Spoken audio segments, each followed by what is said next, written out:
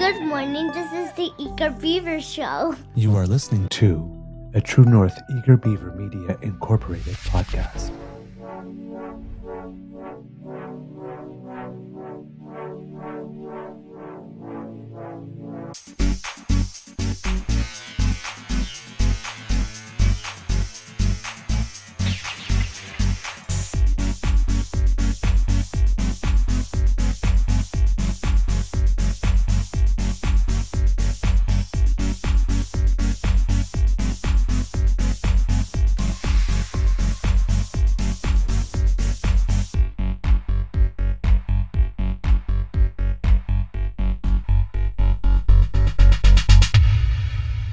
True North Eager Beaver podcasts are proudly brought to you by our founding sponsors, the Miss V Mysteries from Corvid Moon Publishing, your source for science fiction, fantasy, and cozy mysteries featuring a broad diversity of characters. PsychicTarot.ca, book your tarot reading and unlock your spiritual journey. And the Pepper Master, hot pepper sauces made from farm-fresh ingredients to thrill your taste buds and expand your mind.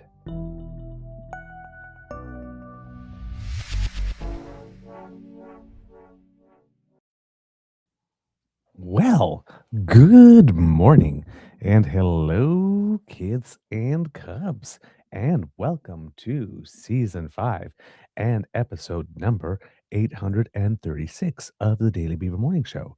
Oh, Canada! Always 100% Canadian. Today, recording day is Monday, January 26th, 2026. The 26th in 26. The first one.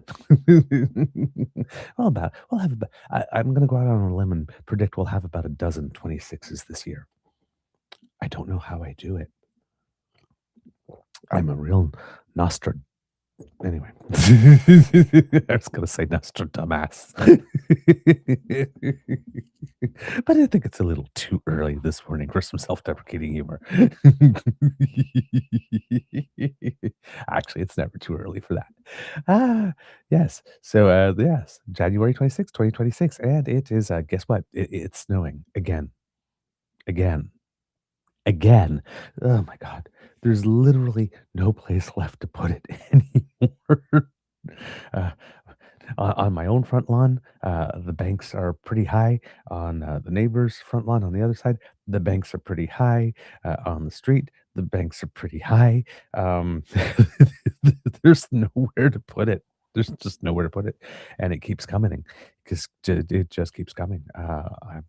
Again, like I said on the show the other day, every day I'm shoveling. I was shoveling last night. I think I shoveled 3 times yesterday, 3 different points, and the 3rd time I went shoveling was the highest it had been. I'm glad I did it the 2 previous times. I never would have finished last night. But basically, I'm going to have to go out and do some more today at some point because it is falling like crazy. If you're in Southern Ontario, there's probably school cancellations and stuff of the like. Because it's an incredible amount of snow. I think the GTA got about 60 centimeters of it over the last little bit. That's sort of the assessment from what I've been able to see. Over here, where we are, we got like I said, a very generous bunch of it too. Apparently, according to my curling club, the 9 a.m. match this morning is canceled, but the 11:15 is still going. We'll see about that, given it's still snowing. We said that we were told that we would hear more. But yeah, lots of things. Just so much snow here. I'm just reading here on CBC, hundreds of crashes on GTA roads, schools closed as storm cleanup begins. And this was just updated 5 minutes ago here. Go Transit is facing significant delays. The Lakeshore West, Lakeshore East, and Kitchener trains are significantly delayed, while there are minor delays on several other lines. So please check the status of your trains online before heading out. TTC delayed and diverted, but not out. So you have that. Many Toronto city services are snowed in. Cultural centers like Cedar Ridge and the Clark Assembly Hall were closed Monday morning, but will reopen at noon, apparently. Morning classes at the centers are canceled. All employment and social service offices are closed except for the Wellesley Place office. That'll be open for emergency situations from 10 a.m. to 3 p.m. So, yeah, several university campuses are closed. So there, yeah, U of T St. George campus will be closed until noon at least, with updates to come later this morning. York University has also suspended campus operations Monday. Seneca Polytechnic's campuses are open, but in-person classes are moving online where possible. All of these are updates in the last hour. The City of Toronto says that the cleanup will take days, that crews will take on expressways and major arterial roads first, then they'll do transit routes and collector roads, and residential streets will be handled last. So yeah, lots of snow. It's pretty astounding. And now again, I'm complaining only because I have to shovel it, a lot of it. But I am not complaining because we had, I think in 2025, we had about only two-thirds of the rain we normally have in a year. So some snowfall and a deep freeze, which takes care sometimes of some invasive species, are things that are rather needed. So I'm not complaining. I was at the Outdoor Beaver Lodge on the weekend, and for the second time in a row that I've gone, I brought my skates. And the first time I couldn't skate, even though the canal had been open, but it had closed because it got too warm. It had climbed above zero, and the canal closed. And then this time, it was just too damn cold. I mean, I'm a winter boy. I like winter a lot. I like cold, and it was just too damn cold. It was just too damn cold. When I went out just to go to the corner store, I actually had to tuck my pants into my socks and tuck my shirt into my pants because the wind had a way, even though I have a longer coat, of sliding under the coat and under the shirt. And it was, the wind was finding a way to get to you. So yeah, pretty rough. Lots of winds. So yeah, stayed in. I will try again this week. I have one more chance before I go on vacation. I'm going to be going to see a dance performance. One of my favorite dance companies in the entire world, the Dance Theater of Harlem, is playing at the National Arts Center over well, this week on Thursday and Friday. So hopefully I'll be able to see the show on Thursday and get back in time so that we can leave for Toronto Saturday morning to go celebrate my Beaver Sweetie's brother's birthday. And then on the 2nd, 7:55 in the morning, if everything goes right, we will be on that plane and getting ready to take off for my first vacation in 1, 2, 3, 4, 5, 6 years. I really need this. I really need this. This beaver is tired, man. So yes, 3 more curling matches, couple more sleeps, all that good stuff. I am literally counting the seconds. But in good spirits still. How is your mental health today, kits and cubs? Anybody been shoveling as much as I have been out there? Or snow blowing or all that good stuff? Getting a little exercise. Yesterday, I was, I'm over 50 now, so they tell people to be careful when you're shoveling over 50. And yesterday evening, I went out and I thought, I'm gonna, just plow through this, do as fast as possible because it's thick, but it's light and fluffy. And if I just like push through it, just muscle it out. I'll do it. And after about 20 minutes of that, the old heart was pumping. And I says, you know what? I might need to take a break because it is a little cold out there. So I gave it a rest when I realized that I had only gotten about, by really like just going full tilt and looking behind me, I was only about half done. And the snow was falling so fast that wherever I had done, I'd already had a thin layer that I knew if when I finished the other half would probably need me to pass by it over again one more time. So yeah, yes, Yes, yes, Kid Bucky. I counted 6 by doing 3 per hand. I knew I had to use both hands anyway. So I was kind of limited with just one. So I decided to make it a little more artistic today. It was a conscious choice. A big thank you goes to our podcast founding sponsors, the Pepper Master, the Mystery Mysteries from Corbin Moon Publishing, and psychictarot.ca. Ah, yeah. Anyway, kids, if you Kit Linda, you just scooped me. I was just going to do that. Kit Linda put on the screen. I noticed that with all the snow, the science center roof is still going strong. Yes, a lot of people have been pointing that out on the web because apparently, if we remember what Doug Ford was telling us, is that we had to believe that the Ontario Science Center's roof was about to go any time now. It was so terrible that they had to shut it down now. Absolutely had to shut it down now, because the roof is on fire. No, well, not really. That would be another problem. But the roof, the roof, the roof is under snow. We have to vacate the building, or the roof will cave in. We don't need no water. Well, whatever. That um, record levels of snow, and the roof is seems to be fine. Hmm, interesting. I wonder how Doug Ford got that all wrong accidentally on purpose. I wonder why Doug Ford got that all wrong accidentally on purpose. Money. But yeah, uh, and of course, the ratios on this, of course, is that the roof not caving in on the Ontario Science Center? Ford will be on the roof overnight, jumping up and down, trying to get it to crack. Um, Cough. Hey, look what's still standing. After this storm, there's no excuse. Get the damn building open, Doug. It passed everything you said it wouldn't. Roof looks good. Damn good. Looks pretty solid to me. Let the next generation experience the moments we all had. Yeah, Doug Ford is going to have a bit of problems. You got one person going, tear it down, build condos. No, thank you. We like the Science Center. You are very, very, very, very in the minority here. Another person, would you stand under it after having read that report?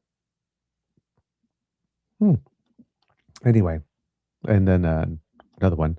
This alone should cost Doug Ford his job. Worst snowfall in history, and that roof is holding up better than any sentence Ford has ever said. Ouch. Not sure if it's the worst snowfall in history, but it's definitely um, snowfall. And we have this here, kids and cubs. This one's pretty impressive. Uh, the snowplow going down Danforth uh, when there's 50 centimeters of snow, and you can just see it going here, uh, just plowing right through. Said a significant amount of snow. And it seems that what this machine is doing, yesterday I did by hand. So,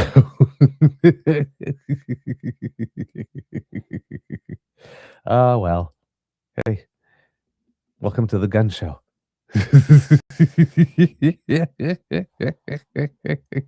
uh, I just hope I saved enough arm power for sweeping this morning. If you are because I have a curling match. I hope. That's not guaranteed. By the way, for curling fans, I hadn't talked about it before, but the Scotties is on. It started over the course of the weekend, and already some great competition going on, taking place in the Mississauga area. So that was lovely, and that's a lot of fun. And watching the matches there, cheering on all teams. And yesterday, my Beaver sweetie and I went to a lovely concert. Actually, again, unfortunately, not a lot of people there. The concert said that it would happen, whether or not the weather was good. So we went, like I said, fairly uh, not as well attended as it should have been, and probably not as well attended as the tickets sold for, because like I said, it was quite a mess getting there. But it was a quartet that had a fifth person now and then as a second violin. The newer person, I think, was more of an apprentice, if one would think, but still amazingly good, because they didn't play on all the numbers. They had a harpsichord, and they had a mini organ. If you looked at it from one end, it kind of looked like it was in a set of buildings, like skyscrapers, and you had to go and take a look at it on the side. But it was a little organ that had a little hole in the front. I had never seen one of those before as an instrument. Of course, a singer, a male who was a bass, and then a cello for lead violin and second violin. Some baroque music, so nice and calm. Not the most, of course, uplifting, get out of your seats kind of music, but lots of, if you were paying attention, lots of intricacies and musical patterns that were very lovely and great to enjoy. And I wish I could give them credit, but given that the show is past, it's already disappeared from the website. So yeah, unfortunately, I can't give it the credit that I wanted. I would have liked to, off the top of my head, because I don't remember the names. We were able to get tickets via the choir that my Beaver sweetie sings with regularly, and I sing with every now and then. But really, really wonderful performance. Not typically my style of music, even though I do sing it with the choir. I've grown an appreciation for it over the years. But when I met my Beaver sweetie, wasn't typically my style of music, and I actually really appreciated the performance. I had a great time. So it got the day started off very nicely, and then we came back and we cooked, made a nice big pot of worm soup, which we enjoyed, and then stayed in for the rest of the evening because yeah, we had enough there. All right, kids and cubs. We've got Kid Linda here saying our driveway is about 140 feet long, so I was grateful to the anonymous person who plowed it for us yesterday. Oh, how nice! Wonderful. I don't know how long ours is. Probably at least 50, I think. I'd say maybe a little more. It does take a while. I mean, I think we can get four cars back to front all the way in it. So yeah, it's a lot of work, but it's good. Hey, it's being Canadian, right? It's part of winter, doing some shoveling. But I could use a day or two off now from the snow. Even though I'm grateful that we're having it for the water tables and all that kind of stuff, I can use a few days off now. All right, kids and cubs, let's get into the show. Hope that you enjoyed the two interviews we had for you on Thursday and Friday with author Shannon Smith, and then, of course, the return of Fed Sanchez to our show to provide an update on the petition E6689, I believe it was, to bring more political honesty to Canada. So glad he got nearly 45,000 signatures by the end. We were hoping to try to get it to 30,000, and it seems that, like he said, there was a big rush at the end to get all those additional signatures. So that was good on him. And of course, it is going to be read tabled in Parliament, I believe tomorrow it is, the 27th, immediately after a question period. If you watched the show, it looked like it was going to be around 10:15 and then 11. It seems that the time got changed, so it's going to be immediately after question period around 3:15. Instead, I did put a note in the show description afterwards, after we had recorded it. So hopefully you saw that if you are looking for it. But we will be keeping our eyes peeled for that for sure tomorrow. And said. And then, of course, we have our instructions for the next steps then to get involved in that letter writing campaign. Is to, now that it's been read, to encourage some MPs to actually table the legislation. And perhaps events of the weekend might serve as an incentive for an industrious MP, or maybe a few of them, to get together and maybe start writing some legislation on political honesty, and also on the other petition that we're promoting in order to have Canadian media be owned and operated by Canadians for the benefit of Canadians. Clearly, um, we have a quisling press, it would appear, in Canada, thanks to a Chatham Asset Management Group. And it might be some time to make some changes on that front, particularly if the toddler in chief is going to keep on having meltdowns like he has been having. Because, kids and cubs, it seems that once again, we called it. Yeah. Remember when Donald Trump said that, oh, he was fine with Canada making a deal with China?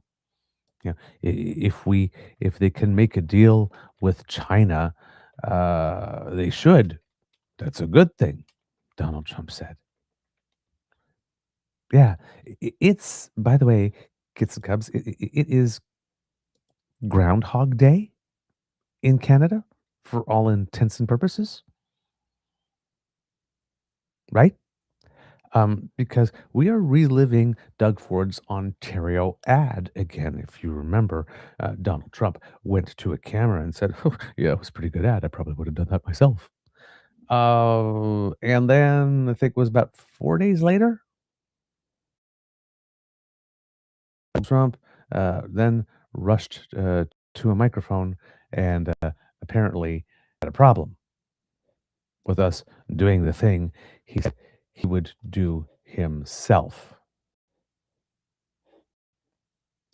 And that was a little confusing for people, admittedly. Well, now we have Donald Trump saying, yeah, if you can make a deal with China, you should probably go ahead and do that. Um, After Trump recently had his own deal with China in November, I think it was. So apparently it's okay for him, but it's not okay for us. Anyway, we made the deal with China, and Trump said that. And if you remember, I think I said on the show, wait 4 days and let's see what he says then. About 6 days later, I guess it was, maybe five, we had Trump at the WEF doing, um, trying to earn, I guess, a Razzie Award because Lord knows he ain't going to get an Emmy. Oh, sorry, did I say that out loud? Unless somebody gives them theirs. But I don't think Scott Baio or Kevin Sorbo received one, so they don't have one to give. Oh, did I say that? Oh, gee. Look at me being petty.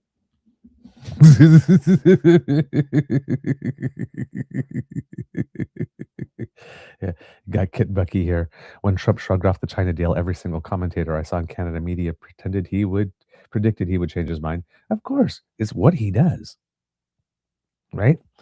He has a certain limited number of moves, and he usually bounces between those, so we kind of know what's coming. But yeah, he got to the WEF and he did that speech. I'm sure after about 15 or 20 people explained to him all the big words that Mark Carney used and what they really meant. Because I'm going to guess that Trump was probably first upset that he wasn't mentioned at all, and then learned out that the Trump speech was pretty much all about him, and then didn't like what was said. So, but yeah, he got there and did his tried to earn a Razzie Award for imitation of Marlon Brando in The Godfather. Right? You know, Canada not so grateful. Not so grateful. No, you gotta be more grateful. We're doing some good things for Canada. You get a lot of freebies from us. But your leader, Mark, not really grateful. You should be more grateful. Better be careful, Mark, with those statements. So that wasn't ominous enough, right? Nice maple syrup you got there. Would be a shame if something happened to it, basically, what he said. And then a couple days later, um, Tim Scott Baio, you probably just made him 5 cents by mentioning more than he's seen in years. Oh,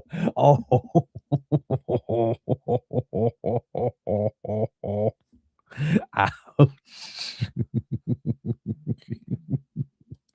That's mean. And I approve. Oh my God. Oh, you kids. Nah, naughty. Oh man. So yeah, Donald Trump, his first reaction to it, and I guess he thought that this would work somehow because where he's concerned, this is a prestigious thing, I guess, but for us, not so much, right? It was a bit of a mm, poison gift, and that was the invitation to be on Donald Trump's board of peace, which now looks like a board of nations willing to give Donald Trump $1 billion in the hopes that he doesn't do something bad to them. Really. Not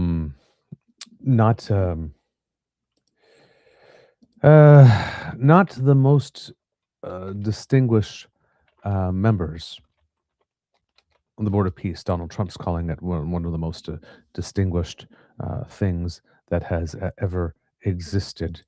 I don't know, man. I don't know.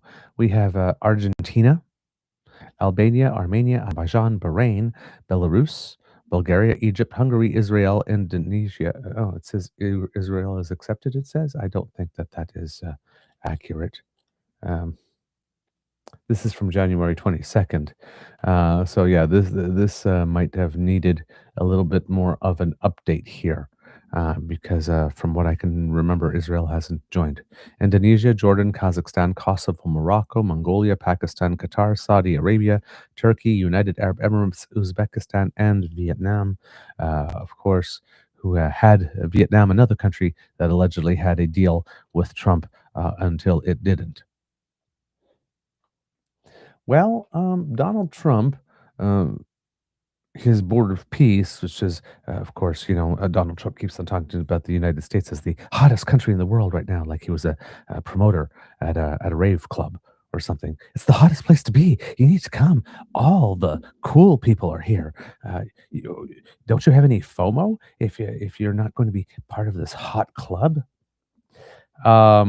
Well, apparently there is one club on the planet that is hotter than the club of people who have been invited to join the Board of Peace.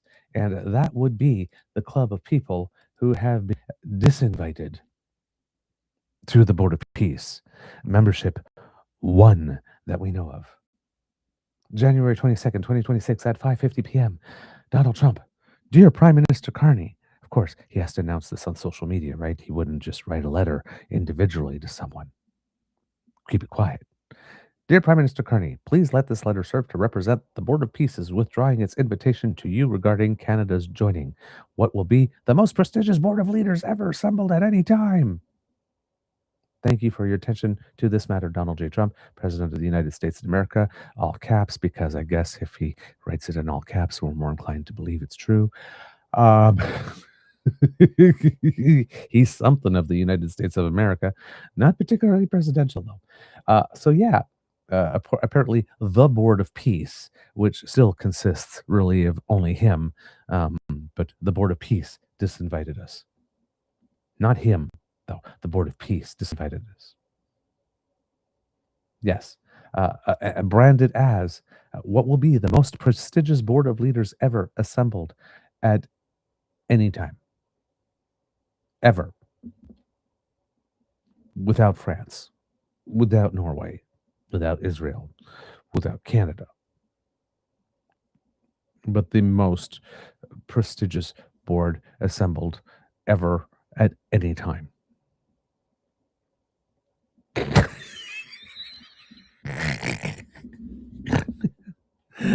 Okay, Daddy.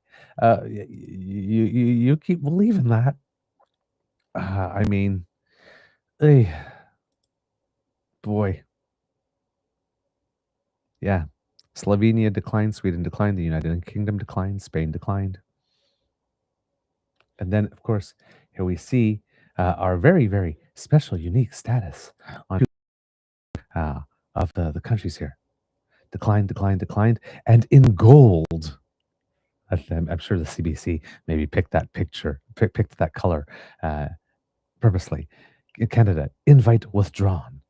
And then everyone else here, non-committal. Cambodia, China, Croatia, Cyprus, Germany, Greece, India, Italy, European Union, Paraguay, Russia, Singapore, Thailand, Ukraine, Vatican City, and a partridge in a pear tree. Ooh, Russia is non-committal, at least at the time of the writing of that article. Ooh, that must have hurt. That must have hurt Donnie's little feeling. Singular.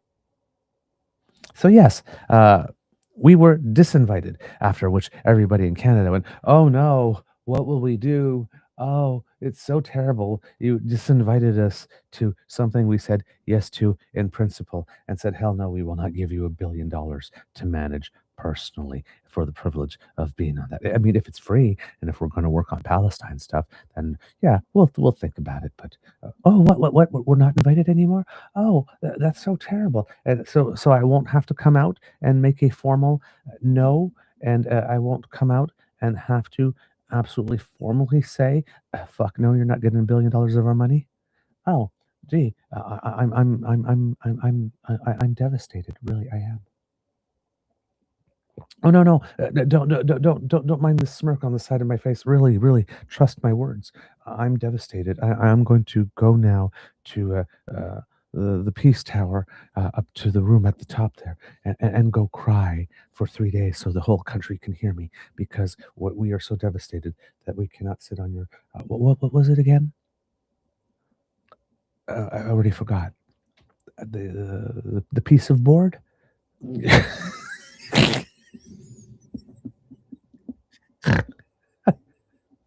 Ah, shit. What a guy. It's like, you're not invited to my birthday party anymore. It's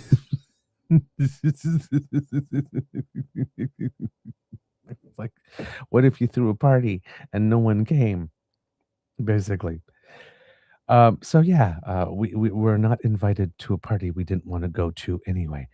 Yeah, well, it'll take us forever to get over that.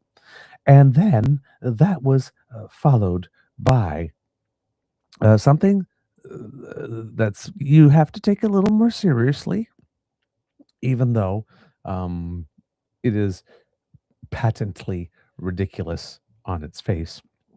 But then I guess the "you're not invited to my birthday party" thing didn't have the impact that Donald Trump wanted. So it didn't take too long later, about 2 days later, at 8:57 a.m., we got another "thank you for your attention to this matter, President DJT" post. And this one is the one that probably a lot of people are talking about more than the other one. And the one that says, if Governor Carney, so we're back to that again. Apparently, again, Donald Trump has a very limited range of moves. So even though the governor thing, which he used on Trudeau, is now old and passe and probably doesn't impress anybody anymore, he's dusted it off and you recycled again. Again, conservatives believing in recycling. If Governor Carney thinks he is going to make Canada a, quote, drop-off port for China. Actually, let's do this Trump song. If Governor Carney thinks he's going to make Canada a drop-off port for China to send goods and products into the United States, he is sorely mistaken. China will eat Canada alive, completely devour it, including the destruction of their businesses, social fabric, and general way of life. If Canada makes a deal with China, like we just did, it will immediately be hit with a 100% tariff against all Canadian goods and products coming into the USA. Thank you for your attention to this matter. President DJT. So yeah, 100% tariffs against all Canadian goods and products coming into the United States. Oh, okay. Yeah. So basically, the prime minister goes to Davos, tells the world, hey, you have this hegemon out there that is using integration as the tool of your subordination, that's using economic clout as a weapon, all this kind of stuff. Hey, maybe you would like to band together, world. Maybe this would be a good time. Since the first time when we decided to impose counter tariffs and y'all didn't follow because you thought that capitulating and going along to get along, putting that sign in the window was going to help you. And it didn't. Remember that? Well, here we are again, going our own way. And if you haven't seen it before, you're going to see it. Surely you're seeing it now, right? Maybe. And you would like to do something. Anyway, we're going to walk down a path. If you would like to do that as well, we would be happy to have some company. And then Donald Trump went out and just proved absolutely everything Mark Carney said correct.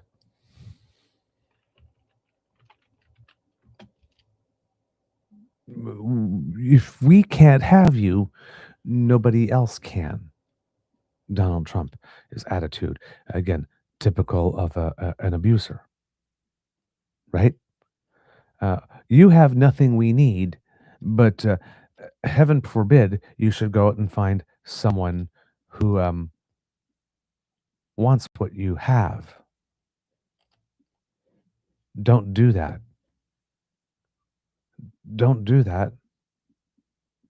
We really don't want you doing that. So, of course, Canadians are sitting there and thinking, oh, I see 100% tariffs on absolutely everything, uh, including oil and gas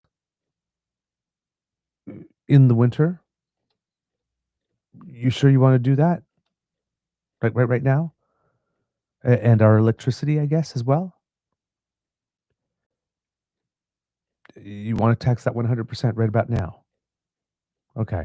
And your fertilizers for the summer and your steel and aluminum and your you want to tax all of that 100%.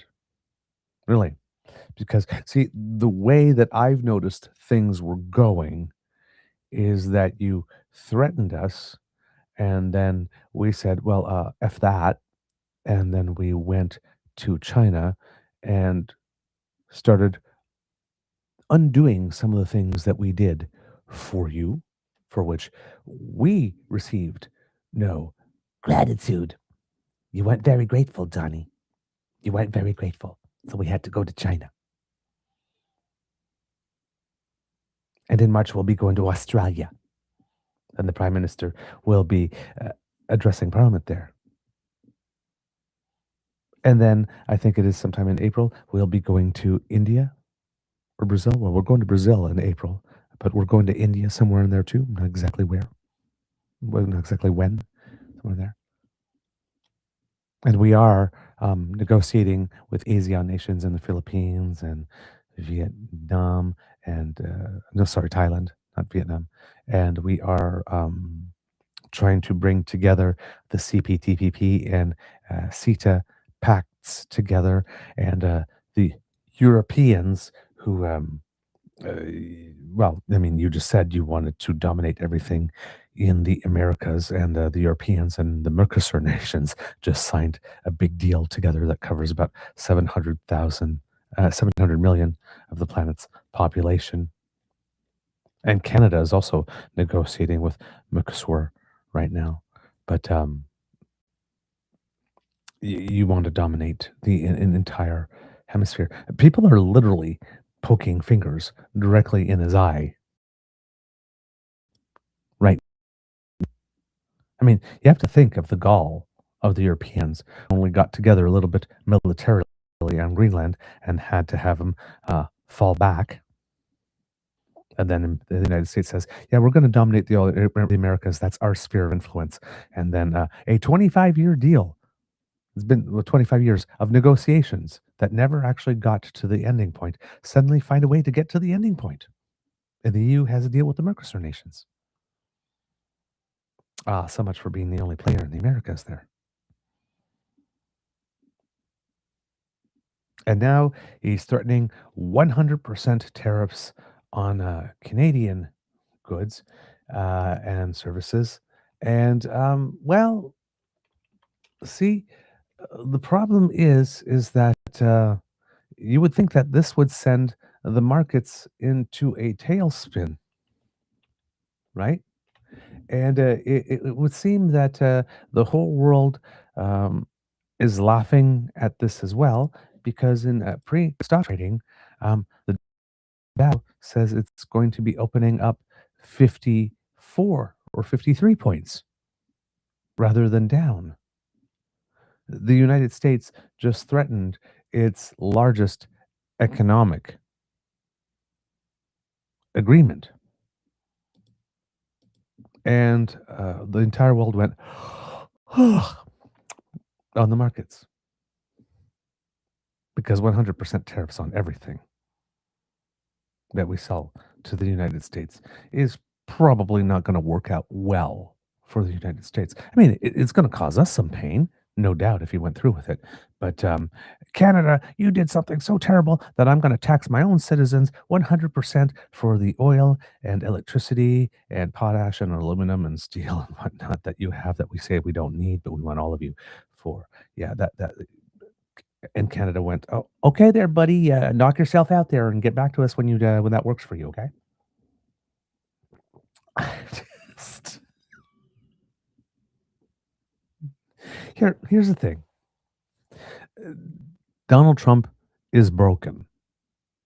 Hey, Pierre, here's one for you. Donald Trump is broken. That one you can go around the country and say, and you'll be fine. Yeah, Donald Trump is broken and Carney broke him. Mark Carney went to Davos and got the attention of the world, got the adulation of the world. Donald Trump, who went to Davos, got there late, was tired, read his speech like he had no energy, was expecting to get all the applause. He even brought people there to give him the applause that he wanted, but didn't get a standing ovation. By the way, I couldn't remember on the day that I did the show who the three were who got a standing ovation at Davos. I could remember Mandela, but the other one was Volodymyr Zelensky, of course, and then Mark Carney. The only three people ever to get a standing ovation at Davos.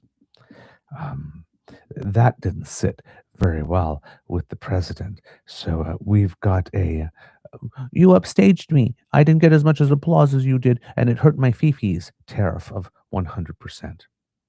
By the way, we're still waiting for the 10% tariff on because of the Ontario ad to kick in. So immediately after Trump having tacoed himself on Greenland, because people pushed back and he saw that the fight was going to be a little harder than he wanted it to be, and Trump doesn't like a hard fight, then, well, he moved on to Canada, I guess. And there's psychologically, when people feel threatened, they will often react with a force and a vigor that is proportionately at least as strong and frequently much stronger than the threat with which they feel. And Donald Trump's basic modus operandi is you punch me, I punch you back twice as hard. Well, for Donald Trump to disinvite Mark Carney to his very prestigious Board of Peace, and then 2 days later, that not being enough and threatening an impossible 100% tariffs on absolutely everything, thus proving Mark Carney correct in his speech, all within 48 hours of each other, that Trump needed to threaten first on the border peace and then needed to escalate to proportions that are so ridiculous that he will not be able to do anything but taco himself somehow on that. Either tacos or chicken and waffles, whichever one you like.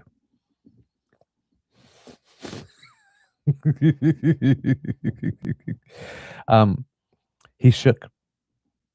He shook. And clearly, if you're threatening 100% tariffs on absolutely everything that comes in from a country, and your threat is you punch back twice as hard, how threatened must you feel?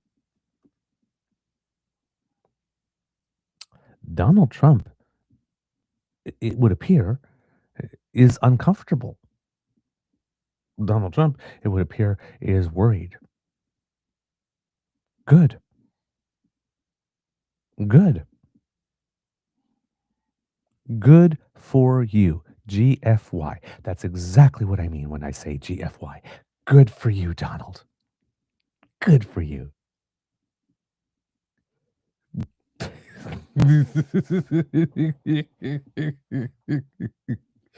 I should have named this one the petty episode. Oh my God. So yeah, not sure how he's going to follow through on this. Not sure he could follow through without causing grave devastation to his economy. If he were seriously going to make moves to establish this, there probably could be another drop in the stock market, as was the case for Liberation Day and as was the case for Greenland. Stock market, the Dow dropped to almost 1,000 points in one day when he seemed to be, no, I'm serious about Greenland, and then recovered it all in the next 2 days when he backtracked. Donald Trump had lots of other things to say when he went to Davos, remembering some good times when they used to call him Daddy. Yeah, he misses those days. You don't call me Daddy. You don't blow me sunshine. You don't call me Daddy anymore.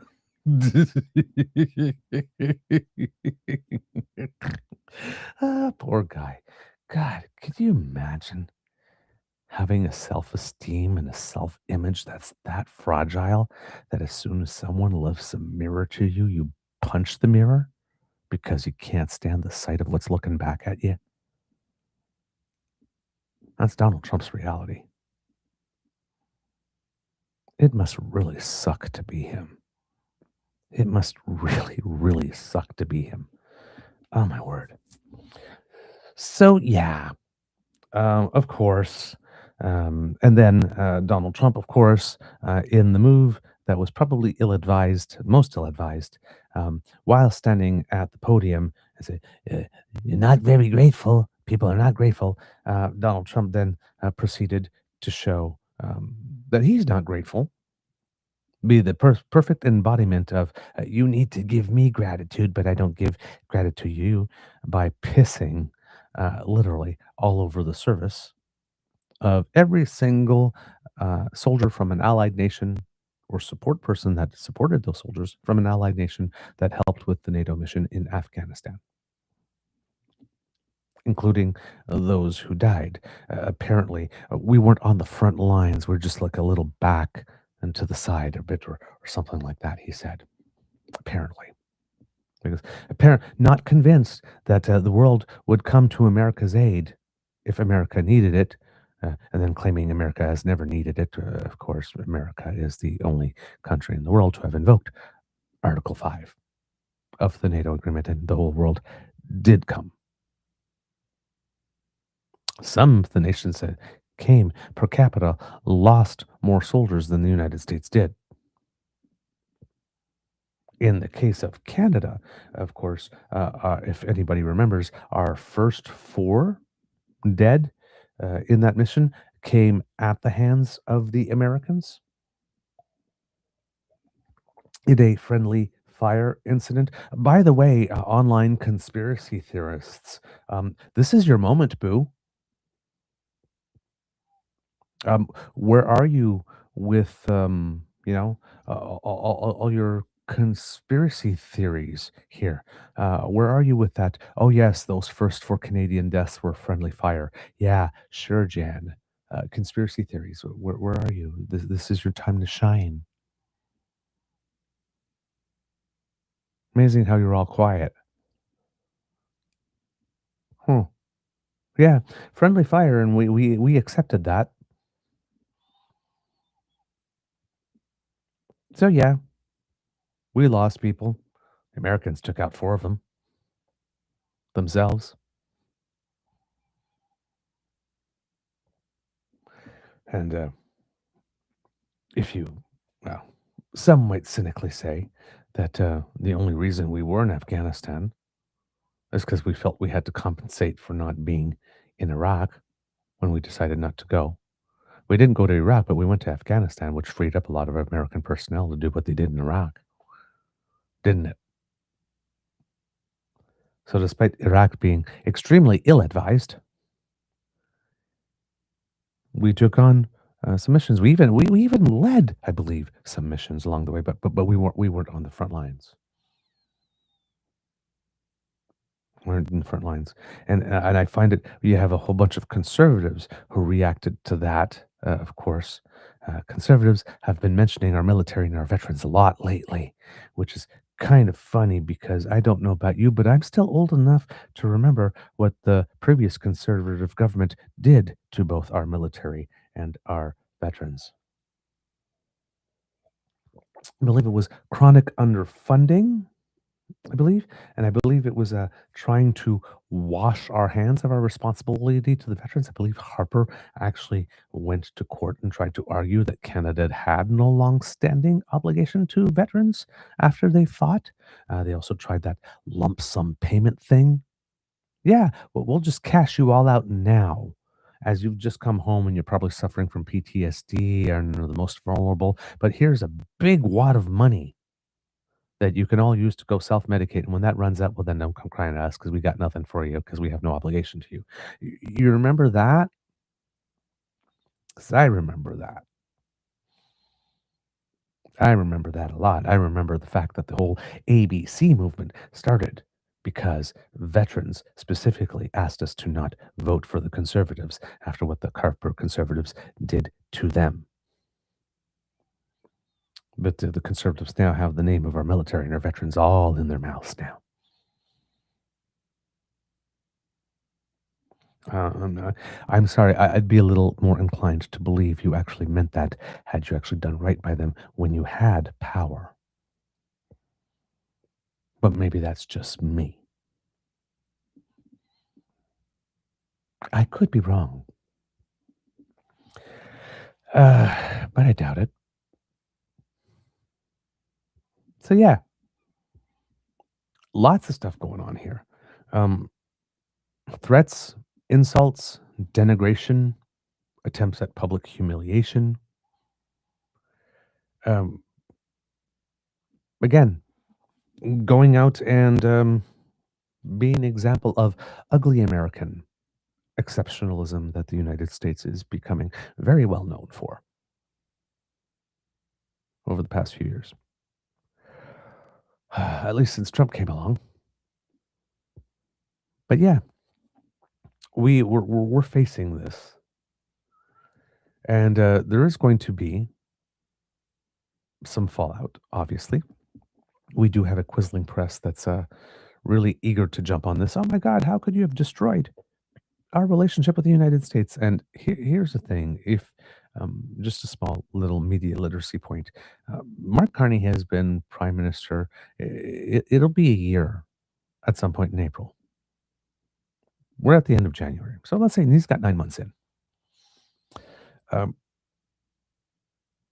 It's been 9 months of very, very good faith efforts, being pleasant, not swinging at every pitch, not attempting to embarrass the president, not going out of our way to do so, showing up for every meeting. He walks away from them twice. And you still have some people within our quisling press that want you to believe that the reason that these talks haven't yielded fruit yet, that they're not going forward, that they're still suspended or whatever, that the reason for it is Mark Carney. Mark Carney's inability to get to a deal with the President of the United States when nobody has. And when he keeps on showing that a deal isn't worth the paper it's written on, that his signature is worth nothing, and that as a result, the signature of the United States of America as a country is worth nothing. The word of the largest hegemon on the entire planet means absolutely nothing. It has no value. It has no weight. You can't rely on it. You can't count on it. It can change on a dime. You think you have a deal until such time as the hegemon decides you no longer have one.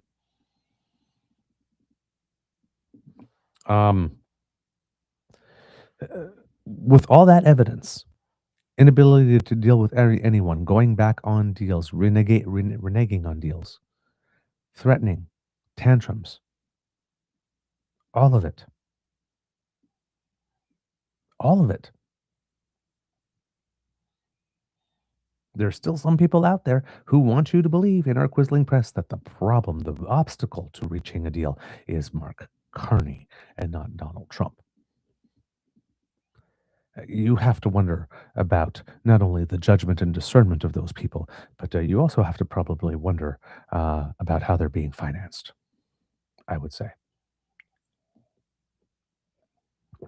At this point, you cannot be a rational, logical person and look at the situation and literally believe that the issue here is Mark Carney.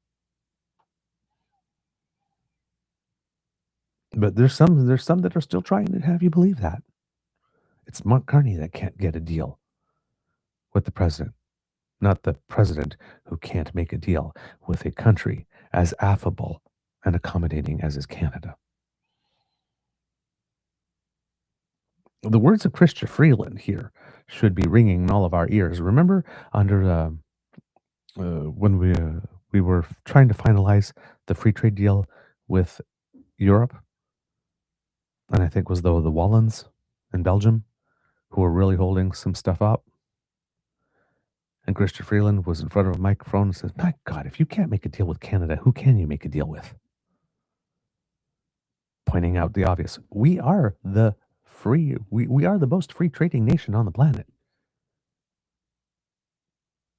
If you can't make a deal with us, you can't make a deal with anyone. We want to deal. We are a trading nation, probably along with Australia.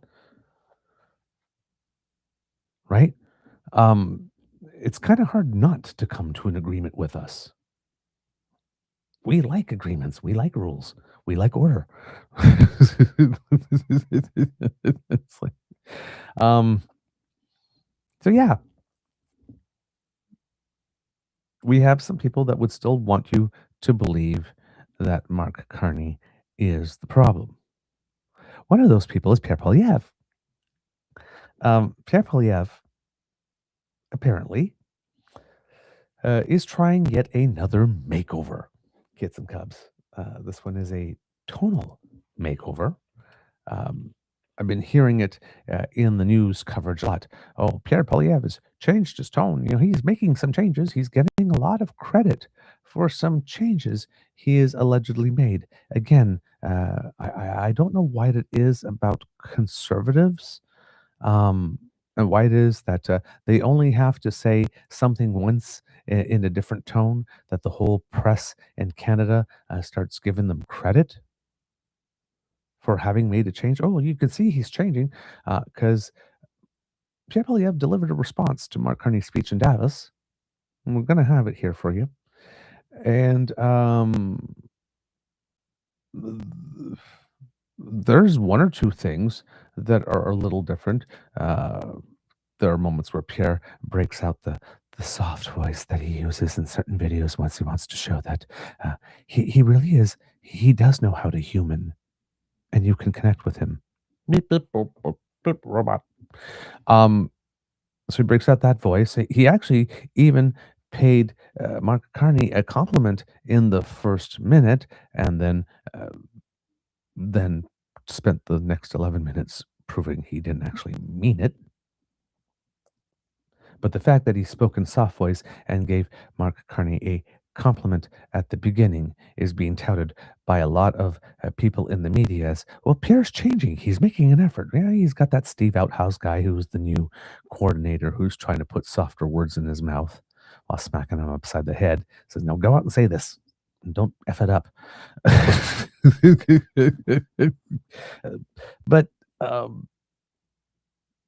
Pierre is incapable of not being Pierre for any significant amount of time. So let's take a look at this, which is supposed to be indicating another makeover tonally. Pierre's changing. He's evolving. He's listening. He's learning. You judge for yourselves here because I didn't see it. Now, of course, you have to stay seated for the first minute because he's going to attempt that compliment. But then watch how quickly, and it doesn't take him a lot of time. Watch how quickly he starts walking it back. Prime Minister Carney's well-crafted and eloquently delivered speech at Davos has been widely noted, and I want to start by offering my own praise. The Prime Minister is right to restate what many have said for years. Canada must become more self-reliant, less dependent, and work with like-minded countries to advance our interests. And Conservatives are, as always, willing to work with him to turn these words into results. All right, we're at 26 seconds in. Some compliments, well-crafted, eloquent. Conservatives, as always, are ready to work with him. Of course, Pierre has been saying this for several months now, that he has been willing to work. He just hasn't actually done the work. I'm willing to work with you. I'm willing to collaborate. Apparently, again, Pierre's willingness to collaborate is if you take all my ideas and implement them like I would if I were prime minister, which is not the deal. You lost for a reason, honey. You lost for a reason. So the guy that Canadians picked to lead is not going to turn around and says, "Oh, you know what? Hey, I'm tired." He's like, your ideas are better anyway. Why don't you just lead, Pierre? That's what Canadians voted for. So we're at 26 seconds. We're doing good. Let's see how long it lasts. Back to you, Pierre. What stood out most to me was when he pointed out, quote, the gaps between rhetoric and reality. That's especially true here at home. Oh, there we go. Oh, at second 36, we are done. Here we go. Watch him reverse everything he's just said. If liberal words and good intentions were tradable commodities, Canada would already be the richest nation on earth. Unfortunately, after a decade of promises and grand speeches, Liberals have made our economy costly and dependent, more so than ever. After nearly a year as Prime Minister, Mark Carney has made things only worse. So, again, we're at 1 minute now. Is there a change in tone? Because it seems like the same old message with just a 26-second preamble. Now he's going to go out and tell us again how Canada is ugly and fat and stupid and that nobody loves us. The deficit has doubled. Food inflation is double that in the States. Housing costs have also doubled, the worst in the G7. And no pipelines are approved. Anti-development laws removed. The military has a massive recruiting and equipment shortfall. There's still no free trade between provinces. No crime laws have been passed. And the Prime Minister's signature promise of negotiating a win with the U.S. is unfulfilled. Indeed, U.S. tariffs have more than doubled on Canada, while Mr. Carney's promised counter tariffs have vanished along with his elbows. Those unkept promises, which followed grand speeches and... Oh, by the way, notice again, second reference to making grand speeches, which Pierre is not doing right now. Right? Well, this is his attempt at a grand speech. But noticed the little dig on the elbows. The elbows have disappeared. So, again, is this a different Pierre? Is this a tonal shift to you? Or is it just the same old thing? All right. Let's keep going. Announcements make us especially vulnerable to the world's dangers. We've had enough words. Now we need results. Now we need to unblock our resources. Now we must approve pipelines. Now we must bolster our military to protect our soil, sea, and skies. Now we need to crack down on foreign interference, threats, and intimidation of our people from hostile powers like China, Russia, and Iran. The last 5 years have shown us that we can't count on others. Our closest neighbor and largest trading partner, the United States, struck us with tariffs and questioned our sovereignty. Now that is short-sighted, and I believe it will hurt them too. But we can't control what they do, and no one can control what President Trump does or says.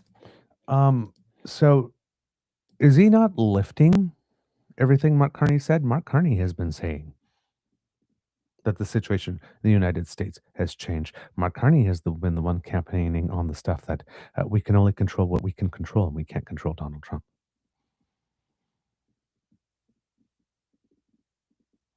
We are 2 minutes and 28 seconds into a 12-minute and 33 video here. There's no change. There's no change. And now he is plagiarizing Mark Carney's rhetoric and delivering it as his own. He's literally plagiarizing the Prime Minister right now. All right. Unbelievable, this guy. I know it's tempting to say our relationship with America is over forever. But here's the reality. We still live next door to the biggest economy and military the world has ever seen. We sell 20 times more to the U.S. than we do to China. 1 in 10 Canadian jobs rely directly or indirectly on trade with America. We owe it to those workers, our friends, family, and fellow Canadians to ensure those jobs don't go away. Growing and diversifying our economy is essential, as all political parties have been saying for decades. But we must also remember that our trade and security partnership with the U.S. is centuries old and will outlast one president. To quote the British Liberal Prime Minister, Lord Palmerston, "We have no eternal allies and we have no perpetual enemies.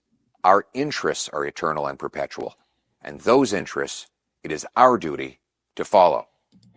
So Pierre here is essentially contradicting himself when he is getting to this part.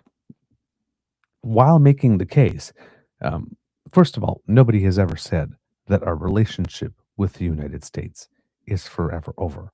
What people have been saying, what the Prime Minister is specifically saying, is that the relationship with the United States as we've always known it, or at least as we've known it for the last 80 years, is over.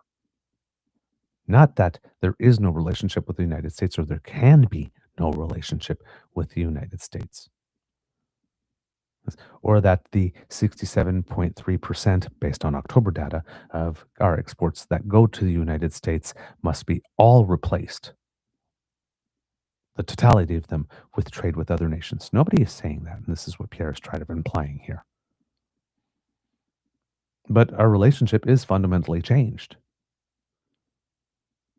Because Pierre would have you, as a Canadian, sit around and wait for 3 years while Donald Trump does whatever he's going to do to us over the next 3 years, and then maybe hope for a change in government, and then hope that something else will happen. just sitting there and hoping that things will get better in the future, just like nostalgia, as the Prime Minister stated, is not a strategy. The United States has sent us a very clear signal over the last 9 months, and more if you consider the election campaign, better part of a year, that it has no respect for us in any way, shape, or form. If Donald Trump is president for the entirety of his term, and let's hope it is only that, let's really hope it could be less somehow. And Trump has already done the damage that he has done so far in the first 9 months. What does Pierre think will happen if we just let him continue doing that for the next 3 years while we refuse to acknowledge that there is no deal to be had with the United States anymore, at least under this administration? There is no deal to be had. I'm not sure why the Conservatives keep on talking, and I'm not just talking about just the party, but the entire machinery, including its press and whatnot, keep on talking as if there is anything that exists in observable reality that would indicate that a deal that would be somewhat beneficial to us in any way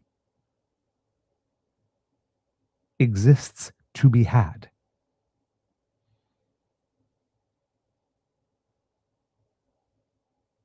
I've seen no sign of it. I've seen no sign of it since July. I've been calling this since July. Trump doesn't want to deal. He wants the drama. He wants the sword of Damocles over our head that he can continue to swing and keep us on the back foot and destabilized. He does not want a deal. And conservatives somehow managed to convince themselves that he still does. If only we did this, if only we hadn't done that, if only we, putting all the blame on us, we are the problem. Rather than looking at the person who actually is the problem or the entity and calling it. Still in the game, still willing to live within the lie, as the Prime Minister mentioned, saying, hey, listen, we know that you only asked for a finger, but if we give you the whole hand, would that be good? No, how about to the elbow? Well, how about the whole arm then? Would that be enough? Again, conservatives, Donald Trump is an endless, gaping void of emotional need and validation. You can throw all the virgins in the world into the volcano. It will not be enough. It is an insatiable negative force. The more you feed it, the bigger it grows. Conservatives keep on thinking if you keep on giving the puppy a treat, maybe this time the puppy won't bite your hand when they come and take the treat.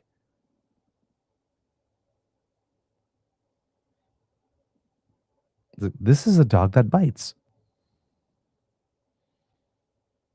Stop putting your hand out. I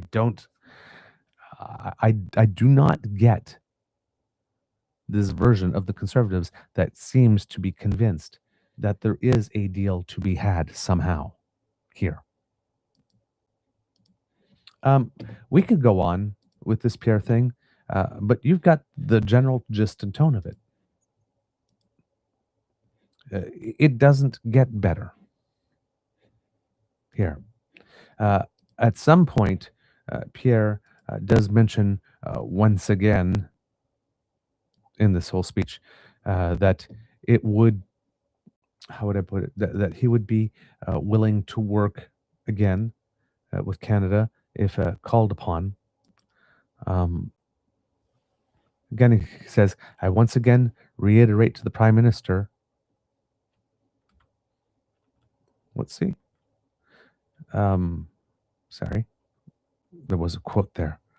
But yeah, basically says that he reiterates somewhere midway his promise that he would work collaboratively. But again, his working collaboratively means adopting the conservative platform. Just put in place the things I would have put in place were I the prime minister. We're glad to help you with that. But he still hasn't called. It's been about a year now since Prime Minister Justin Trudeau had all the opposition leaders in a room together with him and asked them to work their contacts to help. We're still waiting on Pierre to do so. He keeps on showing up in front of a camera saying he's willing to help, but he just never proactively starts to help. It's like he wants the prime minister to come over and beg him or something publicly for him to do it. While Pierre keeps on insulting the prime minister for participating in grand signing ceremonies and red carpets and stacking new laws and bureaucracy on top of old ones. Again, saying that Carney needs to get out of the way and approve some projects when there are no projects or plans or proposals to actually approve. I'm not sure what world Pierre Poilièvre is living in, but the reality that he describes is not one that any of the rest of us can actually observe. But the real reason Pierre did this video is that he is recycling something yet again. Didn't work from the first time, and another idea that he plagiarized this time from Scott Moe and Danielle Smith. We have the potential to be. Whoops. Sorry, that is my bad there. Let me fix that. Sorry, go back a little bit here. There we go. Endless farming potential.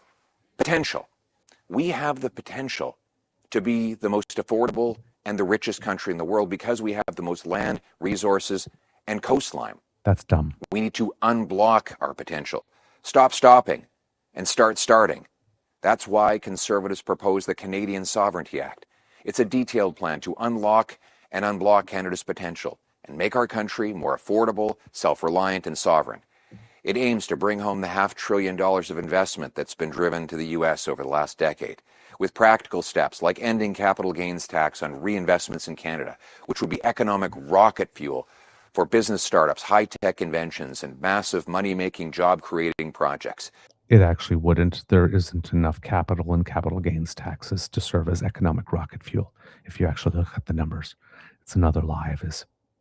Repealing anti-pipeline and anti-development laws to legalize fast and safe approval of pipelines and shipping energy to our East Coast, including a new pipeline to the Pacific, which would ship 1 million barrels a day and $30 billion a year, the single biggest increase in our exports overseas. All right. Anyway, he keeps yammering on about this Canada Sovereignty Act, which he has already introduced before and was met with womp, womp, womp. And basically, the Canada Sovereignty Act really is Bill C5. Really. So it's like... It's a Pierre Poilièvre Pillsbury boy version of C5. He's got a fancy title on it, but it's like, yeah, to approve pipelines. Yeah, C5 does that. Already, the Major Projects Office is already established to do that. We have the MOU. So all the things that you keep on saying need to be done, Canada is on it already. But you seem to not be able to acknowledge that it is happening. So yeah, this here, sortie from Pierre, softer voice, praising the prime minister at the beginning, but you look at the entirety of the speech and it's still just the same old damn speech, recycling an old idea, the Canadian Sovereignty Act, which didn't work. So I'm guessing that's what he's going to be campaigning on for this entire week up until Friday when we have his imminent leadership review vote. Because really, this is what this is all about, and it's what the last months have been about, right? Let's be honest here. He lost his seat, and then he immediately ran in Battle River Crowfoot, throwing meat to the reddest of the red base because that's what he needed to do to win there. And as we predicted, then after he won there, the next few months would be entirely about throwing red meat to the base so that he can win his leadership review after he picked all the delegates pretty much personally.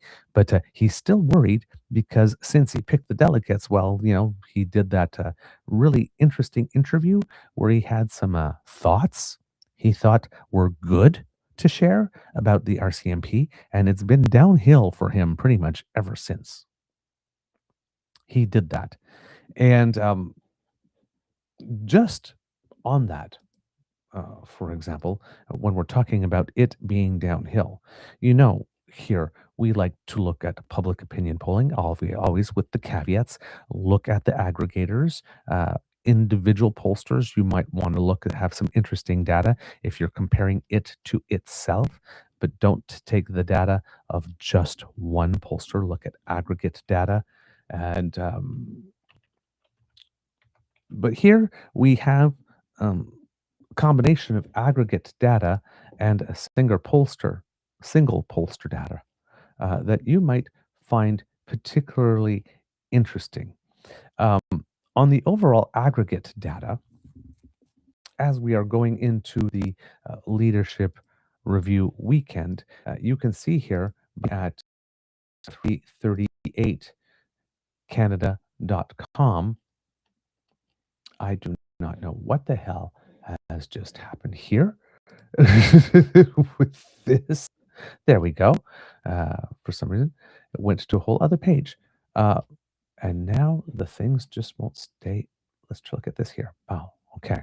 So vote projection, as you can see, was getting a little close here with the Liberals still leading 40 to 38. And here it still says 40 to 38, but there's a little gap that's opened. The interesting part is the seat projections. The last two sessions were the closest the Conservatives got in seat projections. On January 11th, it was showing Liberals 153, Conservatives 145 within 8 seats. Then we kept going here on January 18, 145, Liberals 153, 8 seats. But look what happened since Davos. Liberals 162, Conservatives 136. All of a sudden, it's a 26 seat lead again instead of 8. That Davos speech alone opened up the gap.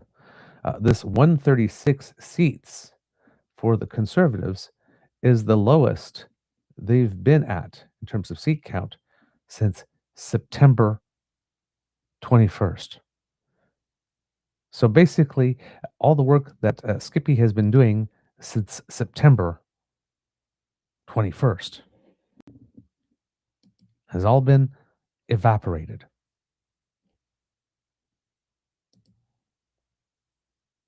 Just gone. Boom.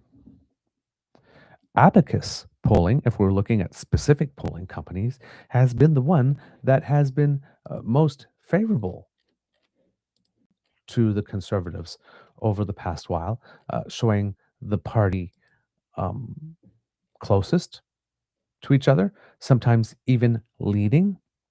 If I'm looking here at the data here, we have Abacus data, January 18th, Liberals 41, Conservatives 39. On January 12th, we had them tied at 40. Then when we go back in time, we look at December 7th, we had them both tied at 41.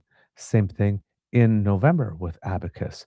In late November, Abacus had Liberals leading by 41 to 4. There have been some times where even Abacus had the Conservatives lead, like on November 6th, showing the Conservatives with 41 and the Liberals with 40. And again on October 27th, with the Conservatives at 42 and the Liberals at 40 in October as well, in December as well. Yes. Not December, in September. In September, both Abacus and Angus Reid were showing Conservatives with the lead. And if you were on the socials at that point, you saw all the online influencers in short pants grab the Abacus poll. Says, Conservatives are the lead. Pierre's our man. He's making it happen. Rah, rah, rah, rah. Well, here's also some data from Abacus that you might be interested to see, Kits and Cubs.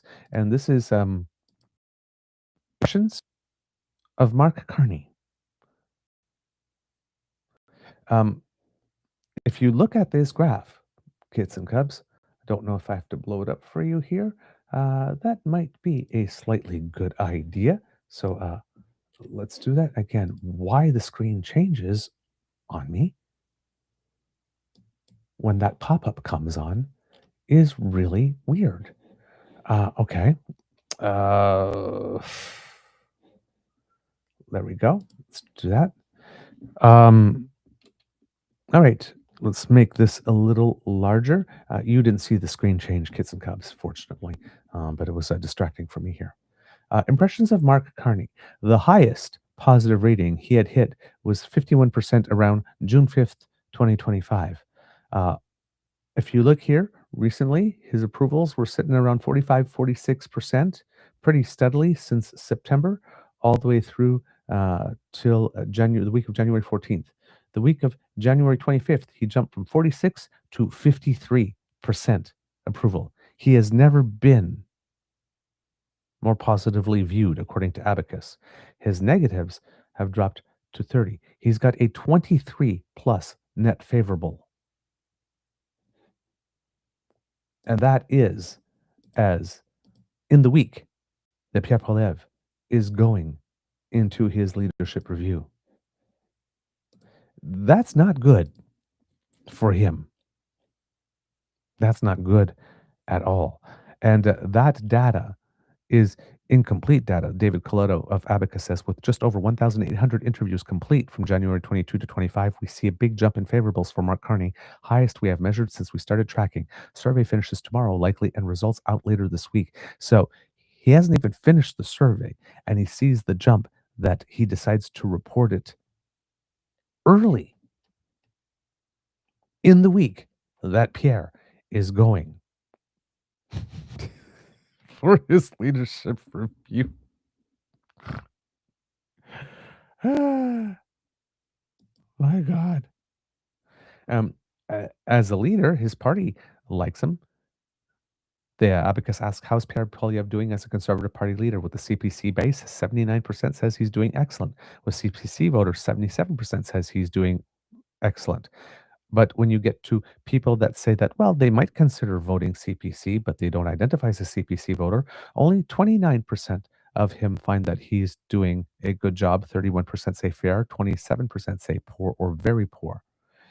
Everyone else, so people that don't consider themselves even as accessible to vote, so people who say that that they wouldn't even consider voting Conservatives, 11% think he's doing an excellent job. 62% think he's doing a very poor job. And if you count all Canadians, regardless of whether or not they consider themselves part of the base, a CPC voter, just accessible or not at all interested in voting CPC, 34% say he's doing a good job as Conservative Party leader. 42% say he's doing a very poor job. 17% say he's doing a fair job.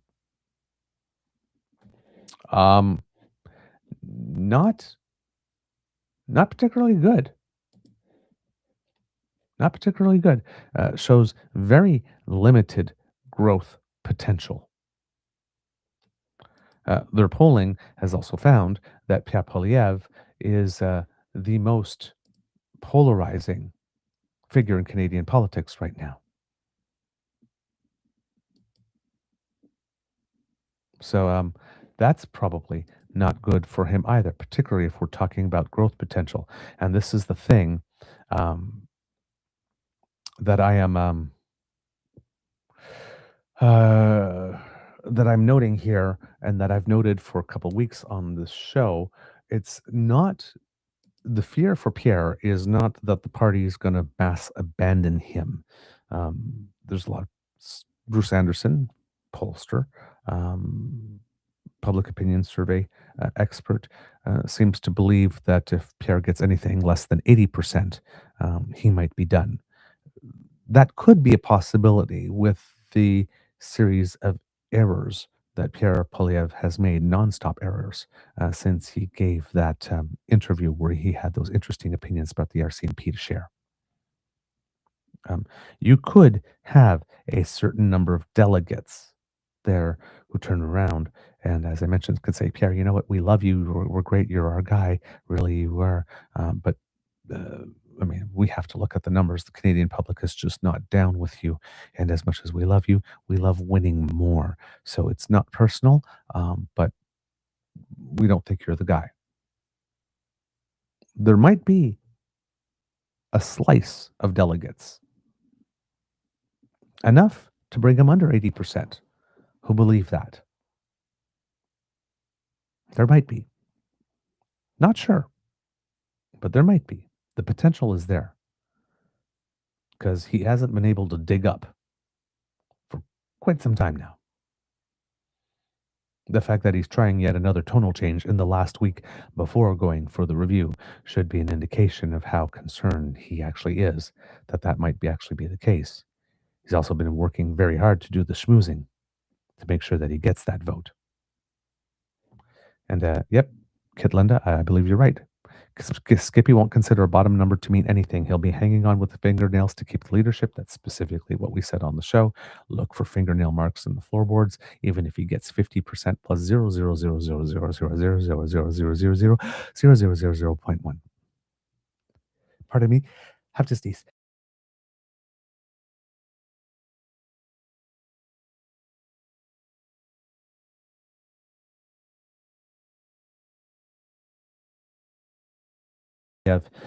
Clearly doesn't want to go. I mean, he lost his seat and ran again.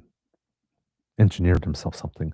So if he emerged from the leadership review with 54%, he would probably say, yeah, that's good enough. It's just his personality type. But yeah, it doesn't matter what he thinks, right? At the end of the day, if the number isn't high enough, the media drumbeat will start. And of course, the question will be, if he passes, how many days will it take before there are more floor crossers? Will there be? Because that's what everybody will be looking for. Now, of course, if somebody wants to be very dramatic, somebody will floor cross right before the vote. But I have a feeling that probably won't be happening. At present, I'm seeing that on the chat here that Mark Carney is giving an address at the moment. Started at 9:30, according to iPolitics. It says here, Prime Minister Mark Carney is poised to kick off the new sitting by unveiling what his office is billing as new measures to make life more affordable for Canadians, including, as iPolitics reports, expansions to the GST credit that would help some 12 million Canadians, as per caucus and government sources. In what the Toronto Star frames as a bid to reset his domestic agenda, Carney is expected to reveal plans for an across-the-board boost to the quarterly payments, which will, quote, increase in July by 25% over the next 5 years, providing approximately an additional $130 for a low-income single person and $270 for a couple with 2 kids for the 2026-2027 benefit year, the paper notes. Quote, the government will also provide a one-time special payment in June equal to a 50% increase in the value of the GCST credit, meaning a family with 2 kids could receive more than $800 in combined relief.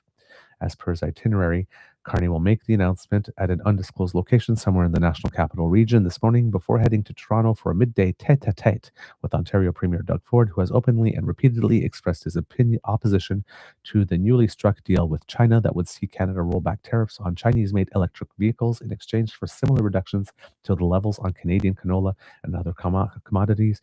And as we know, there will also be a face-to-face meeting between the premiers and the prime minister. I believe it is on the 29th, the same day as the leadership review and the conservative convention for Pierre Poilièvre starts. And the prime minister also had, I believe, a virtual meeting with all the leaders soon after his agreement in China. And of course, when he got back, he also was in Quebec City and delivered an address there to Canadians to follow up on the one on Davos, which ruffled some feathers in Quebec, particularly among francophones, because Prime Minister Carney opened his speech in French, talking about some historical facts and mentioning that Canada is founded on three cultures: Indigenous, French, and English, and that our story is that we have, even though we've had some setbacks and there were times where we made mistakes and times where we didn't do right by each other somewhere along the way, that ultimately we chose working together in a nation that had many different cultures, and knowing that one could not dominate over the other. Um, it's a nice narrative, but it is a little reductive of what our history has been and glosses over a lot of things, particularly for francophones. Chantal Hébert on Good Talk on Friday made some good points about that. Like, for example, if you're in Ontario and if you're a francophone, you have been told about law number 17, bill number 17, which tried to ban the instruction in French. Manitoba did so also, I believe, around 1907. There was a thing, Louis Riel, we celebrate him today, but there was a time where there was a certain faction that didn't like him. I mean, they hung him, didn't he? um, you know, La Révolution Tranquille, that Prime Minister Carney referred to it, didn't only have to do with the church and the role of the church in Quebec society, but it also dealt with the fact that most of the businesses and the high decision making was made by Anglophones. And when the threat of separation came, there was a lot of businesses that moved their headquarters away from Toronto to Montreal, and that kind of changed along with it. But at that time, most of the economic decisions for the francophones were made by Anglophones. And La Révolution Tranquille was not only to get rid of the place of the church in society, but to get rid of that as well. Maître chez nous, masters in our own domain, also means also had to deal with economic clout and economic power. So those things were sort of glossed over in order to push the narrative of a country that has always realized, for better or for worse, while having made mistakes along the way, that we would have to coexist and live together as various cultures. Didn't play with certain people. I'm sure it probably didn't play all that well necessarily with some Indigenous people too, because during that whole time span, we did have the residential school thing, which was, the purpose was to beat the Indian out of the child. For all intents and purposes, that doesn't look like a country that had made a decision at some point that we all needed to coexist. Right? Or maybe a little bit more like that now. But that hasn't always been the deal. So that one kind of ruffled some feathers. The rest of the speech, pretty good. A way to bring the international component of what was mentioned in Davos and make it a little more domestic here. So on that part, it was good. But there were some people, francophones, that were wondering, was that maybe one speech too many?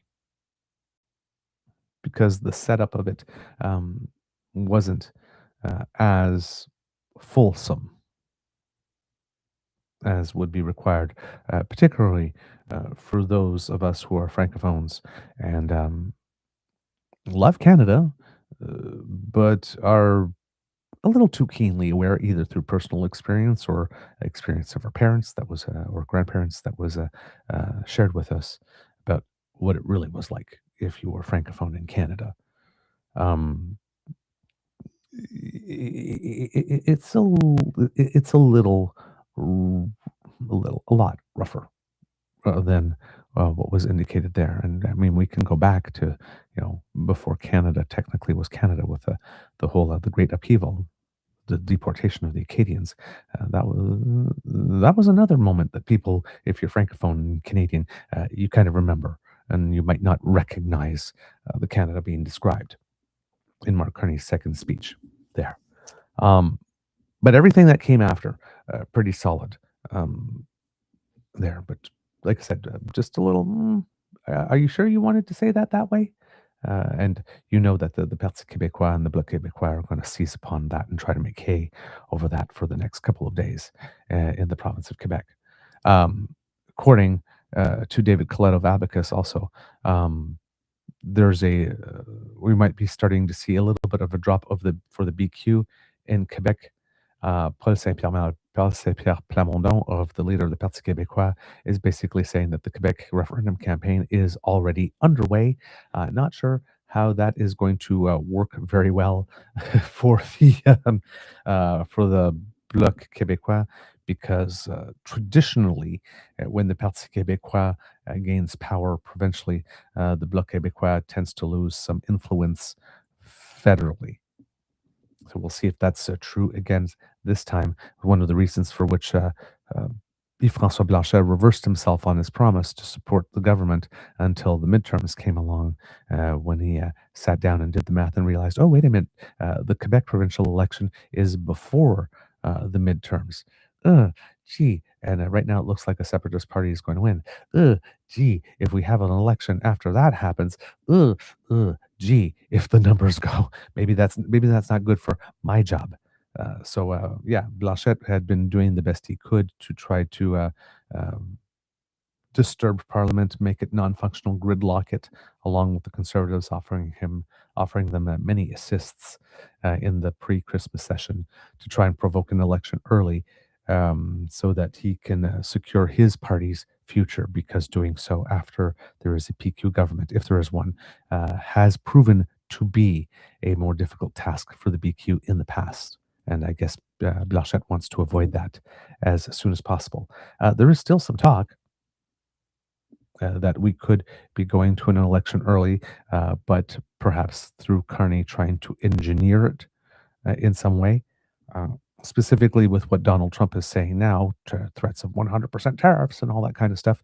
If we're going to be doing that, if Donald Trump is going to be doing that, well, there's a perfect rally around the flag moment on which to build a campaign to go get that majority, because we have a lot to do.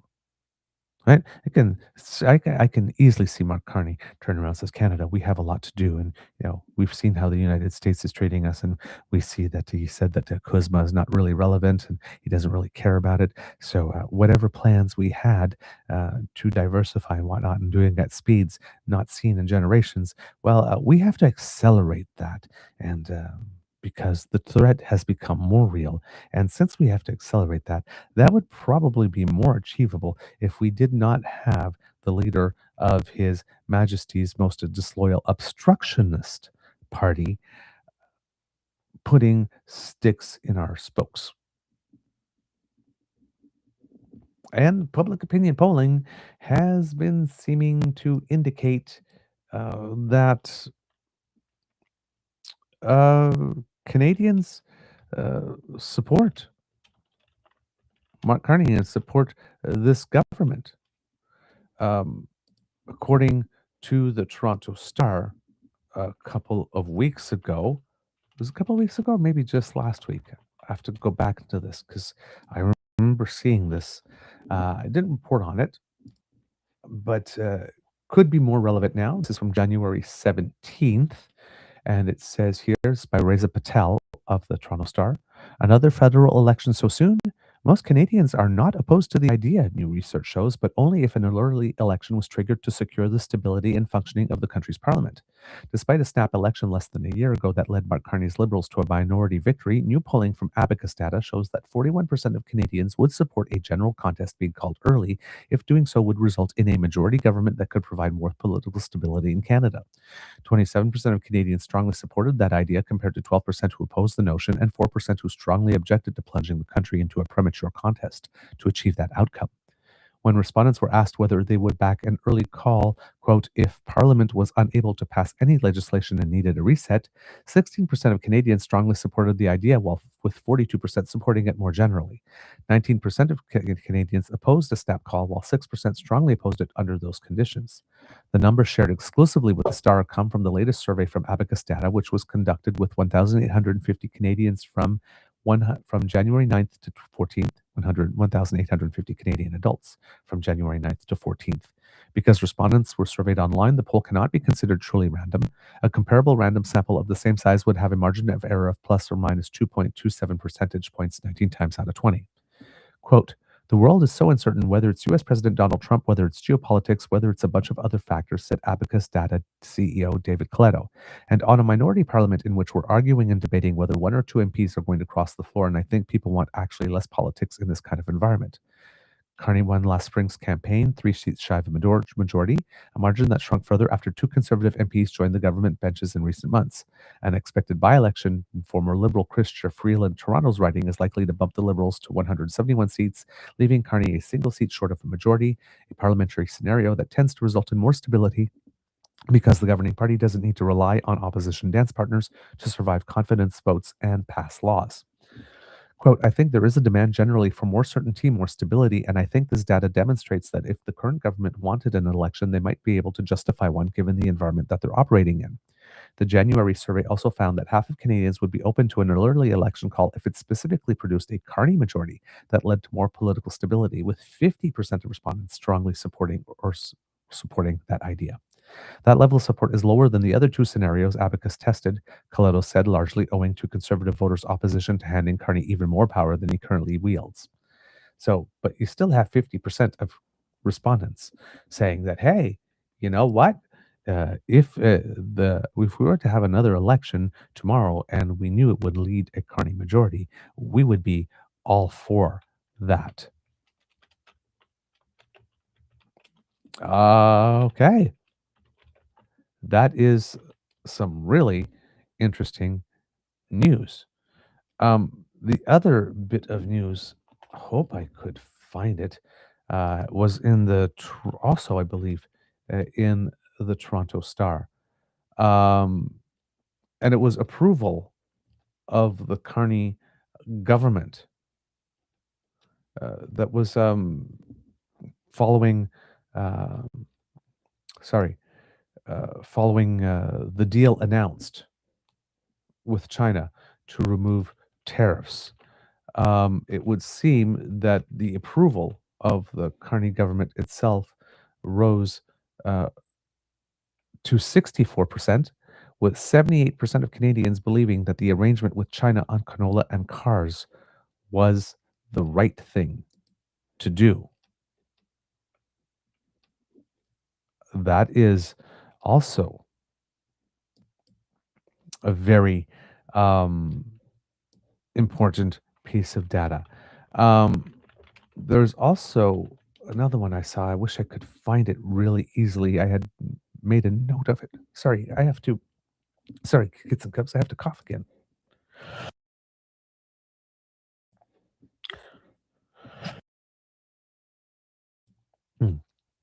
Let's try a little Beaver moistener here, see if that works. Oh my, gee, that's a little rough today. Also in the Toronto Star here, I found it. It's a survey, or results of a survey that were published also earlier this month, January 8th. And this is from also Reza Patel. New research shows that while Canadians' trust in political institutions has remained relatively stable over the past 15 years, the proportion who express a high degree of trust in the Prime Minister is the highest recorded during that period. Again, the highest recorded during that period.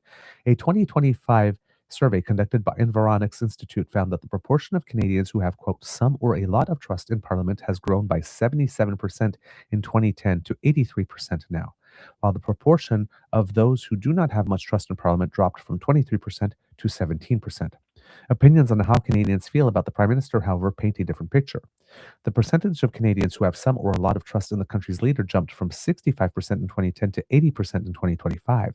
That number is slightly more than the high levels of support posted in 2021, a year the report notes was an outlier for elevated trust in political actors and institutions during the COVID-19 pandemic. But the proportion of Canadians specifically expressing a high degree of trust in the Prime Minister doubled from Stephen Harper's final years in power to Mark Carney's first few months in the country's top job, jumping from 16% in 2012 and 2014 to 32% in 2025. The findings shared exclusively with the Star come from a comparative study of democratic values in countries in North, Central, and South America, along with the Caribbean, conducted every 2 years. The Environics Institute, which on Thursday released the Canadian portion of the results, conducted the survey online with 3,550 Canadians between July 30th and August 7th, meaning the findings were compiled prior to Parliament's fall return. Because the survey was conducted online, the research organization did not calculate a margin of error because online polls, while being representative of the population, cannot be considered truly random. On questions of the country's leadership, respondents were asked how they felt about the office of the Prime Minister rather than the name of the person holding that role. But those with a lot of trust in the office of the Prime Minister climbed by 9 percentage points from 2023 to 2025. Quote, a change which undoubtedly is connected to the switch in leadership from Justin Trudeau to Mark Carney, the report notes. The deepest divides occur along party lines. 17% of Liberal supporters had a high degree of trust in Canada's Parliament in 2010 in the middle of Harper's reign, compared to 42% today under a Carney leadership. 21% of Conservative supporters felt that way about a Parliament led by their own government in 2010, compared to 13% of Tory supporters now. Opinions about the country's leader are also stark. 60% of Liberals currently have a high level of trust in the Prime Minister, compared to 11% of Conservatives. The numbers are nearly identical to those posted south of the border, though in the United States, it is 62% of Republicans who have a high degree of trust in the American president, while only 10% of Democrats feel the same way. The overall findings show that assumptions that positive feelings about Canadian political institutions are trending downward are not true, said Andrew Parkin, executive director of the Environics Institute.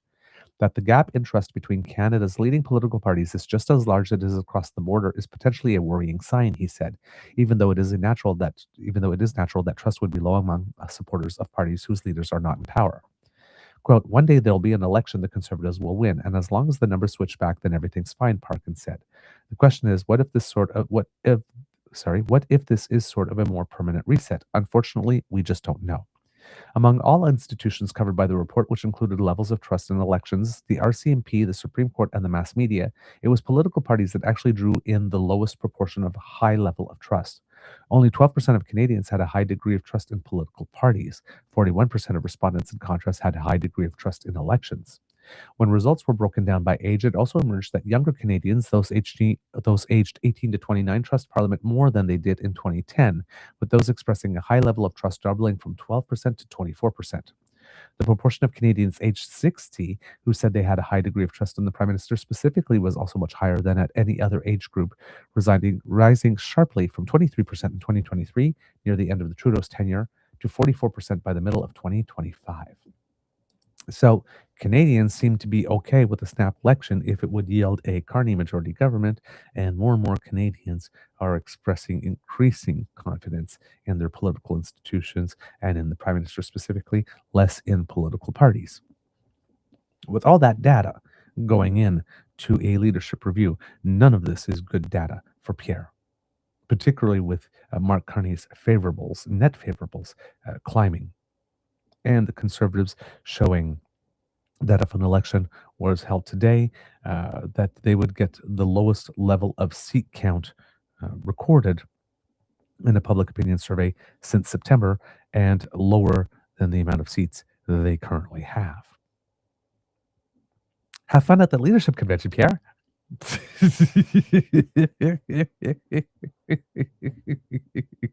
So yeah, a lot of data out there to make some conservative voters who might like Pierre wonder whether or not they actually could win with Pierre.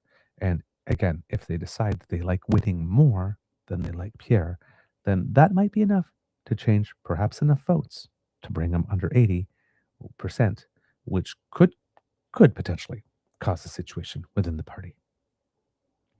We'll see. We'll know by the end of the week. So we won't have to wait that long. Oh well. Kits and Cubs, that's the end of this episode of the Daily Beaver Morning Show. We hope that you love listening to us because we love making this for you. Remember, sharing is caring and word of mouth is priceless. So please tell your peeps and poops all about us. We really appreciate it when you do.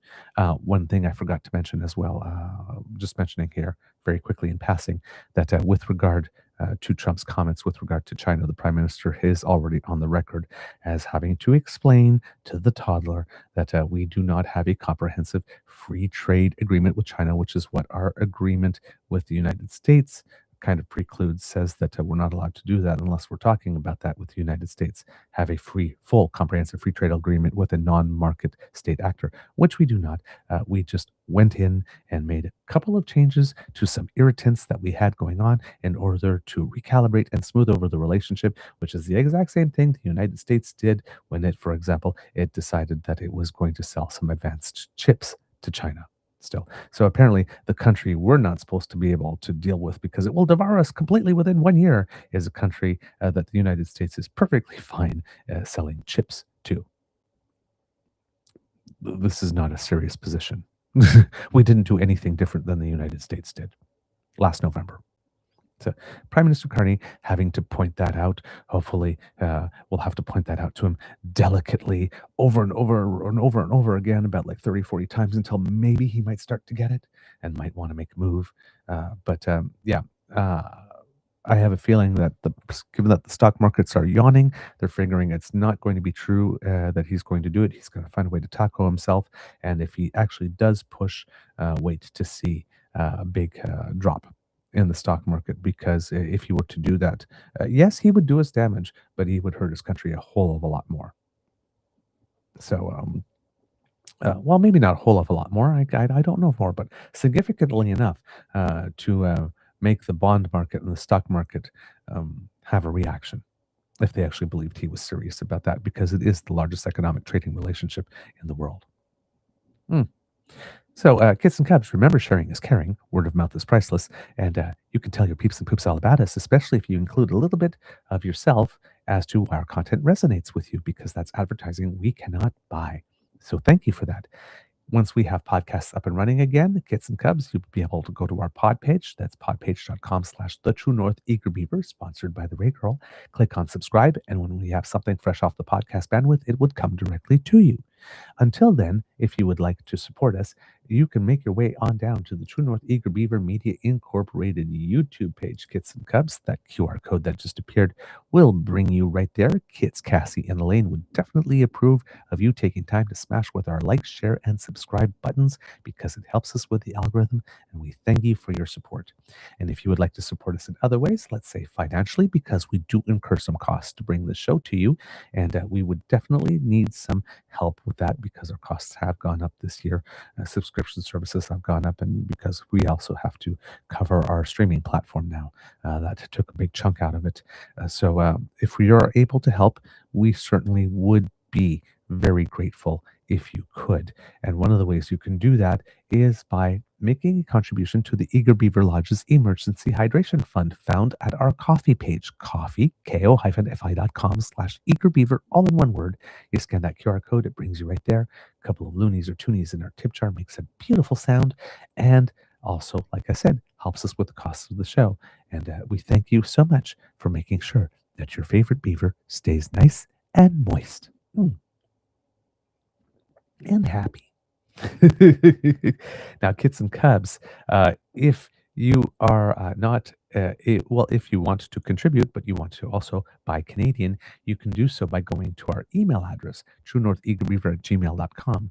And that's the address that you would use to send us a direct bank-to-bank transfer, which remains 100% Canadian. No portion of your donation goes to the USC Tech Bros. In fact, that portion goes to us, so you get more bang for your donation. Your donation gets you more beaver. Hey, more beaver is always good. So if you could help that way, we would very much be grateful. Because democracy is something that you do, Kits and Cubs, if you're following what's going on with that petition that we had Fed Sanchez on for more, to talk about more political honesty, remember, Tuesday the 27th around 3:15 p.m. watch CPAC, and you'll see it be read into the record and tabled officially in Parliament. But we also have two other petitions for you happening. We have our Commons Petition E7027, which it calls upon the Minister of Health to recommend the exercise of the Government of Canada's constitutional authority under Section 90 of the Constitutional Act of 1869, the disallowance power, to annul or repeal provincial legislation enacted in Alberta and Saskatchewan that restricts the rights of transgender and gender diverse people. And that legislation, of course, has been shielded from charter scrutiny by use of the notwithstanding clause, and of course, to reaffirm Canada's commitment and duty to protect rights. And that petition, Kits and Cubs, taking a look over the weekend, did it cross the 30,000 signatures? I can't. Nope. It says 29,434. That's where we are today. So we need your signature on that. And Kits and Cubs, we also have House of Commons petition E6821. And I'm going to put that up here in the chat for you. There you go. And that petition, Kits and Cubs, is to make it such that Parliament enact legislation to make it such that majority Canadian ownership and control of print, digital, and other non-audio visual news media would be required to protect Canadian sovereignty, to ensure journalism integrity, and guarantee that our media reflects Canadian priorities and values. This one has crossed the 15,000 signature threshold, 15,421, and we ask for you to sign that as well. Of course, if you live on Prince Edward Island, there will be a vote on the 7th of February to choose the new leader of the Progressive Conservative Party. So please, if you are registered to vote, do that. And note that the third and final leadership forum will take place at the Confederation Center of the Arts in Charlottetown on February 2nd, 2026, with voting day being February 7th, 2026. And then, of course, as well, we have the public consultation for high-speed rail going on, altotrain.ca/en/public-consultation. If you go there, you can participate and let the federal government know what it is. There you go. That you think about this project. That's all the ways you can do some democracy. I'm sure there's other things that you can do, but there's a good start. So why not get on that? All right, Kits and Cubs, words of wisdom. If you have some opportunity, watch some curling over the course of the week, or some tennis. That would be great. Or, you know what? If you're not into sports, that's not your thing. If the weather stops snowing a while, hey, maybe it would be an opportunity to go for a nice nature walk and reconnect with nature and have maybe a little bit of a chat with someone that you love and you care about. Given that everything will be nice and white and shiny and all that good stuff. And it's always a beautiful thing to be out in nice weather and having a lovely conversation with someone you care about. And when the scenery looks great, that always helps. So maybe that's something to put on the to-do list. A nice walk today. I see that it has stopped snowing here at the Beaver Lodge. Woohoo! All right, Kits and Cubs, it can be a tough world out there, so please be kind to and gentle with yourself. And now, a little time for some audience participation. May I ask you, Kits and Cubs, to say at the count of 3, Mr. Beaver, please cue the cock on 1, 2, and 3. Let's hear it. Ooh, yes. You have some energy for the weekend, some very well-rested sounding voices. And since you've asked so nicely, how can I resist? You are listening to a True North Eager Beaver Media Incorporated podcast. The True North Eager Beaver podcasts are proudly brought to you by our founding sponsors, the Misfit Mysteries from Corvid Moon Publishing, your source for science fiction, fantasy, and cozy mysteries featuring a broad diversity of characters. CanadianTarot.com, their uniquely Canadian online eclectic tarot community, and The Peppermaster, hot pepper sauces made from farm-fresh ingredients to thrill your taste buds and expand your mind. We are grateful to the Crier Media Network for its support, Pete Jarvis for our artwork, and Paul Joseph Something for our opening and closing sequence music.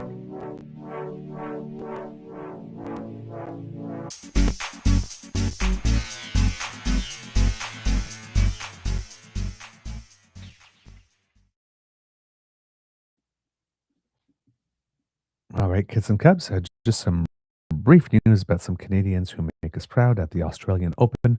Uh, There are no Canadians left in the singles draw. Victoria Mboko, fourth round, where she had to face, unfortunately, world number one Aryna Sabalenka. She played very well, lost the first set 6-1, but it was a much closer set than the score would indicate, with her having break points against Sabalenka on a couple of occasions there. And in the second set, she was down 4-1 and managed to tie it up 6-6 to go to the tiebreaker. But when it comes to tiebreakers, Aryna Sabalenka is pretty much of a beast. Before playing her match with Mboko, she had won her last 19 tiebreakers in a row and got up to 6-0 at a maximum 7-point tiebreaker before Mboko was managed to score her first point in the tiebreaker. So, but put up a really good fight and made the number one work for it, which has that's good signs for the future. In doubles, she was also eliminated. Her and her partner were taking on the number 4 team in the world, and it got to 12-10 in the third set. Tiebreaker. So again, pushed it as far as they could, but ultimately did not get the win. In fact, with mixed doubles, and everything combined, there's only one Canadian player left. And again, it is doubles player Gabriela Dabrowski with her partner Luisa Stefani from Brazil in the quarterfinal the double tournament. They are number 5th ranked team. They will be taking on the number 3 ranked team, Siewei Xie and Yelena Ostapenko, who sometimes are known for having Dabrowski's number. So now that she's not playing with Erin Routliffe anymore, maybe the dynamic changes and we'll be able to play that match. But they took out the number 9 seeded team in the third round to advance to the quarterfinal. And that's all what we've got going on there. I believe in the junior section, in the junior girls section, Nadia Lagayev from Canada is still in the draw in both singles and in doubles. And but that's about the extent of Canadian participation remaining at the Australian Open. So there you have it, kids and cubs. Little news there. And some decent results for our downhill ski team over the course of the weekend as well. Cameron Alexander picking up a couple of more top 15 finishes to go with the top 10 of the week before, which is pretty good. And then, of course, on the women's side, we had Brianne Richardson, I believe her name is, or Britt Richardson, sorry, picking up a top 10 and I will not be able to pronounce the name of this, Spindlerov Mlin. I believe was the place. I think it was in the Czech Republic, and it was in the giant slalom, finishing 6th actually in the second round, climbing up, and she finished 16 in the first round for a final standing of 9th, which is a very, very good result for her. And so, yeah, some up and coming stuff. And of course, our Paralympians winning pretty much medals all over the place as they prepare as well over the course of the weekend. They've had a very, very good weekend. So lots to cheer about with the Olympics coming. And please put on your calendar, kids and cubs, that we will be having a conversation on Wednesday afternoon, not live, with Devin Heroux, who is getting ready to head off to the Olympics and the Paralympics, and we'll be able to give us a preview, and we'll probably have that for you sometime early next week on our show. So please stay tuned for that. All right, that's all I've got for you today, kids and cubs. Amouri bisous, and we'll see you tomorrow. Big love. Bye.